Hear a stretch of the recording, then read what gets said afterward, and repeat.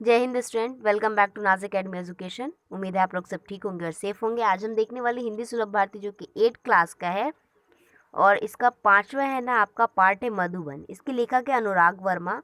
तो आज हम इस पार्ट का ना सारे क्वेश्चन जितने भी दिए गए ना इस पार्ट के अंदर सबका आंसर देखेंगे, ठीक है। और ये हमारे महाराष्ट्र बोर्ड का सिलेबस का है। वीडियो को स्टार्ट करते हैं और आप सबसे रिक्वेस्ट है कि वीडियो को प्लीज़ ज़्यादा से ज़्यादा शेयर किया कीजिए, सारे बच्चों तक पहुंचाया कीजिए, ठीक है। और डोंट वरी, आपको सारे क्वेश्चन के आंसर इस वीडियो के अंदर मिलेंगे, ओके। आपको जो यूट्यूब पे क्या करते हो, सर्च करते हो, आपको नहीं मिलते तो आप क्लिक क्लिक कर करके हटाते रहते हो, है ना, कि मिलते तो है नहीं पूरे, आप देखते हो फिर दूसरी।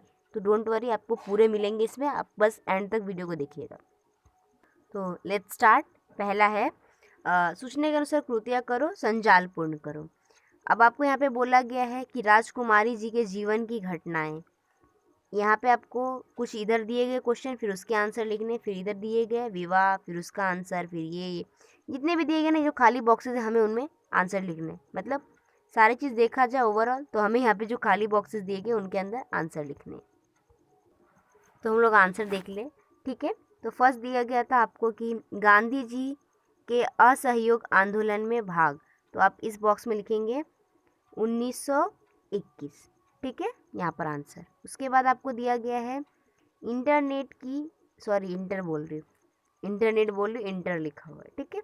तो यहाँ पे आपको दिख रहा होगा लिखा हुआ, दूसरे यहाँ पे बॉक्स में लिखा हुआ है 1925, ठीक है। तो यहाँ पे आपको लिख लेना है इंटर की परीक्षा उत्तीर्ण की। उसके बाद है विवाह, यहाँ पे दिख रहा होगा आपको। तो विवाह में जो बॉक्स के सामने दिया है खाली, वहाँ लिख लेना है आपको 1926, ठीक है। अब आपको एक एंडिंग का जो नहीं दिख रहा होगा, मुझे पता है, आखिरी का, रुको दिखाती हूँ, फिर भी कोशिश करती हूँ। हाँ, एंडिंग में यहाँ पे आखिरी बॉक्स दिख रहा है आपको 1930 लिखा हुआ है। तो उसमें लिखेंगे आप लोग 1930 जो आपको दिख रहा है, कबीर का रहस्यवाद लिखा, ठीक है। तो देखो आपको एक आंसर जो है वो डार्क कलर से लिखा हुआ है, डार्क ब्लैक से, ठीक है। तो आप उसको देख कर लिख लो। नेक्स्ट क्वेश्चन देखते हैं। दूसरा है कारण लिखो, यानी आपको कारण लिखने, ठीक है। तो हम एक एक करके उसके क्वेश्चन के आंसर देखते हैं। पहला है डॉक्टर साहब का राजनीति से दूर रहने का कारण क्या था। उत्तर लिखेंगे आप लोग, डॉक्टर साहब की राजनीति में कोई रुचि नहीं थी, ठीक है। रुचि का मतलब होता है लगाव, ठीक है। तो इसका कारण आप लिखेंगे डॉक्टर साहब की राजनीति में कोई रुचि नहीं थी। इस पहले का आंसर हो गया। अब हम दूसरे का देखेंगे। दूसरा क्वेश्चन है डॉक्टर साहब का मध्य प्रदेश से उत्तर प्रदेश आने के लिए प्रेरित होने का कारण क्या कारण था। उत्तर लिखेंगे आप लोग, आंसर लिखेंगे इस क्वेश्चन का। डॉक्टर साहब को हिंदी से प्रेम था और उन दिनों नागपुर विश्वविद्यालय में हिंदी नहीं थी। उनके हिंदी प्रेम ने उन्हें मध्य प्रदेश से उत्तर प्रदेश आने के लिए प्रेरित किया, ठीक है। ये इसका कारण था। तो दूसरे क्वेश्चन का आंसर भी मैंने बता दी, यानी कारण लिखे के हमारे दोनों क्वेश्चन के आंसर आपको मिल गए। चलिए नेक्स्ट क्वेश्चन देखते हैं, थर्ड। तीसरा क्वेश्चन है कृति करो। कृति पूर्ण करना, देखो आपको ये पेयर शेप दिख रहा होगा आपका ट्री, ठीक है। इसके अंदर दिया गया आपको क्वेश्चन की पार्ट में प्रयुक्त भूतपूर्व प्रधानमंत्रियों के नाम लिखो। भूतपूर्व मतलब पास्ट, जो हमारे गुजर गए ना, उनमें जो प्रधानमंत्री ना उनके नेम लिखने हैं आपको, ठीक है। तो हम आपको बता देते हैं और आप लोग लिख लीजिएगा, ओके। पहला लिखेंगे नेहरू जी, जो कि हमारे भारत के सबसे पहले प्रधानमंत्री थे आज़ादी के बाद, राइट। दूसरा शास्त्री जी, तीसरा इंदिरा जी, और चौथा लिखेंगे मोरारजी भाई, ठीक है। तो आपको इन चारों में के अलावा का कोई और नाम भी पता होगा तो आप लिख सकते हो, ठीक है।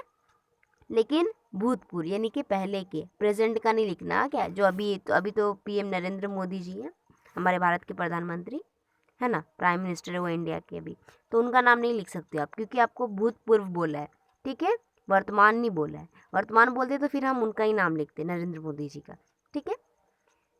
तो आप भूतपूर्व जो लिखा है, तो आपको जो हमारे गुजर गए हैं, जो बेचारे थे हमारे प्रधानमंत्री देश के, उनके नेम लिखने थे। तो यहाँ पे 4 मैंने बता दिए, आपको कोई और एक्स्ट्रा नाम ऐड करना है तो कर सकते हो, ठीक है। या इनकी जगह कोई और नाम आपको याद रहा तो वो भी लिख सकते हो, ओके। चलिए नेक्स्ट क्वेश्चन देखते हैं। नेक्स्ट क्वेश्चन है कृति पूर्ण करो।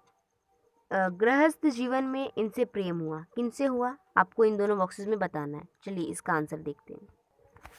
तो 2 बॉक्सेस दिए गए थे, तो पहले बॉक्सेस में आप लिखेंगे सात्विकता और दूसरे बॉक्स में लिखेंगे नाटक, ठीक है, तो आपको इसका भी आंसर हो गया। अब नेक्स्ट क्वेश्चन आता है हमारा भाषा बिंदु से। चलिए देखते हैं इसका क्वेश्चन क्या दिया गया और हमें लिखना क्या है। ठीक है, तो भाषा बिंदु से रिलेटेड क्वेश्चन क्या गया है, निम्न शब्दों से कृदंत तद्धित बनाओ। मिलना, ठहरना, इंसान, शौक, देना, कहना, भाव, बैठना, घरधन, यानी कृदंत और तद्धित बनाना है। ठीक है, ये एक्चुअली मुझे इस ग्रामर पे ना डिटेलिंग आपको पहले समझाना पड़ेगा, लेकिन फिलहाल मैं आप बाद में इस पर वीडियो बना दूंगी। अगर आपको चाहिए होगा तो कमेंट में लिख देना आप लोग, ठीक है, कि इस ग्रामर पे हमें वीडियो चाहिए। जो भी ग्रामर पे चाहिए होगा इसके अलावा भी तो आप वो भी कमेंट में लिख के बोल सकते हो। ठीक है, फिलहाल अभी हम इसके आंसर देखते हैं। ओके, ठीक है, तो आपको क्या करना है, पहले 2 कॉलम बना लेने, 3 क्रमांक का, कृदंत और तद्धित का। ठीक है, तो अब हम एक एक करके देखते हैं। मिलना दिया गया था हमको। ठीक है, यहाँ पे मिलना पहला लिखोगे, मिलना कृदंत बॉक्स में लिखोगे, मिलना मिलने वाला। दूसरा पहले हम कृदंत का पूरा देख लेते हैं, फिर तद्धित का देखेंगे। ठीक है, दूसरा है ठहरना, ठहराव। तीसरा है देना, देने वाला। चौथा कहना, कहने वाला।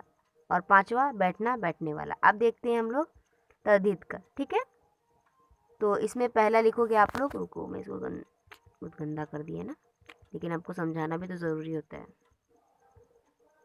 चलो, तद्धित में पहला है इंसान, इंसानियत। दूसरा है शौक, शौकीन। और तीसरा है भाव, भावना। चौथा है घर, घरेलू। और पांचवा है धन, धनवान। ठीक है, होप आप लोग देख लिए होंगे आंसर और लिख लिए होंगे। नहीं हो तो आप स्क्रीनशॉट ले लो, या तो फिर कुछ छूट जाए तो बैक करके देख लिया करो। ओके, और हाँ, कुछ ना समझे ना तो पहले 1-2 बार उसको सुनो बैक कर करके। ठीक है, अब नेक्स्ट क्वेश्चन देखते क्या है। अब आपका जो नेक्स्ट क्वेश्चन है वो उपयोजित लेखन से क्वेश्चन दिया गया है आपको कि अपने विद्यालय में आयोजित विज्ञान प्रदर्शनी के उद्घाटन समारोह का प्रमुख मुद्दों सहित वृत्तांत लेखन करो। ठीक है, तो विज्ञान प्रदर्शनी, विज्ञान का मतलब होता है साइंस। ठीक है, तो जो समारोह है उसका आपको वृत्तांत लेखन करना है। चलिए हम इसका आंसर आपको दिखाते हैं, और अब क्या करना है, देखना है, समझना है, सुनना है और नोट करना है। अब जब भी मेरे वीडियोस देखते हो ना, पेन और नोटबुक लेकर बैठा करो आप लोग। ठीक है, डायरेक्ट लिखते जाओ ताकि आपका टाइम भी वेस्ट ना हो ऐसे। तो उसका आंसर है उपयोजित लेखन का, लिखा हुआ 13 दिसंबर 2018 को गोखले विद्यालय के कक्षा 8वीं से 10वीं तक के विद्यार्थियों ने विद्यालय के सभागृह में विज्ञान प्रदर्शनी लगाई। इस प्रदर्शनी का उद्घाटन करने हेतु पूर्णिया प्रज्ञा विद्यालय के प्राचार्य अविनाश बासु जी को मुख्य अतिथि के रूप में आमंत्रित किया गया। प्रमुख अतिथि अविनाश बासु के साथ गोखले विद्यालय के प्रधानाचार्य व विभाग अध्यक्ष ने अपने कर्म कमलों से दीप प्रज्वलित कर विज्ञान प्रदर्शनी का उद्घाटन किया। इस प्रदर्शनी में विद्यार्थियों द्वारा बनाए गए 40 मॉडल प्रदर्शित किए गए। किसी ने सौर ऊर्जा संबंधित मॉडल प्रस्तुत किया तो किसी ने पानी को फिल्टर करने का यंत्र। विद्यार्थियों द्वारा बनाए गए विज्ञान से संबंधित इन यंत्रों को देखकर सभी अचंभित हो गए। इन मॉडलों को देखकर विद्यार्थियों की विज्ञान के प्रति रुचि साफ झलक रही थी। प्रदर्शनी के दौरान विद्यार्थियों के मनोरंजन हेतु विविध कार्यक्रम भी प्रस्तुत किए गए। अंत में निर्णायक मंडल द्वारा निर्णय घोषित किए गए, जिसमें कक्षा 8वीं के विवेक नाविक को प्रथम पुरस्कार दिया गया। नृत्य पुरस्कार समीक्षणस को तथा नृत्य पुरस्कार एकता चौहान को दिया गया। अन्य विद्यार्थियों को मुख्य अतिथि ने अपने आशीष वचनों के प्रोत्साहित किया।